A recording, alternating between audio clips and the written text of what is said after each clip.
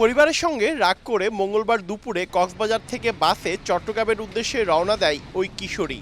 অন্যান্য বাস যাত্রীদের নামিয়ে দেওয়ার পর তাকে গন্তব্যে নিয়ে যাওয়ার কথা বলে বাস চালক, সুপারভাইজার ও সহকারী। পরে বাসটি টার্মিনালে নিয়ে সন্ধ্যা থেকে ভোর পর্যন্ত সংঘবদ্ধ দর্শন করা হয় বলে অভিযোগ করেন কিশোরী।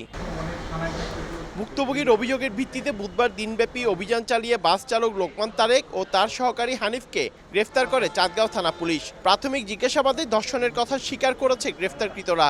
এ ঘটনায় অভিযুক্ত বাসের সুপারভাইজার মোবারক হোসেনকে ধরতে অভিযান চালাচ্ছে পুলিশ। হেল্পার সুপারভাইজার তাকে নির্দিষ্ট গন্তব্যে না নামাইয়া সামনে নামাইয়া দিও বলে রাতভর পর্যায়ক্রমে বাসে তাকে একের পর এক দর্শন করার পর ভিকটিমকে কাপ্তাই রাস্তার মাথা এলাকায় ফেলে যায়। আমাদের নজরে আসলে আমরা ভিকটিমকে এনে জিজ্ঞাসাবাদ করে ঘটনার সত্যতা পাই। আমরা অভিযান পরিচালনা করিয়া বাসের চালক এবং হেল্পারকে অ্যারেস্ট করতে সক্ষম হয়েছি। ভুক্তভোগী কিশোরী চট্টগ্রাম মেডিকেল কলেজ হাসপাতালে চিকিৎসাধীন রয়েছে। এ ঘটনায় ভুক্তভোগীর মা বাদী হয়ে নগরীর চাঁদগাঁও থানায় মামলা দায়ের করেন। পার্থপ্রতিম বিশ্বাস, সময় সংবাদ, চট্টগ্রাম।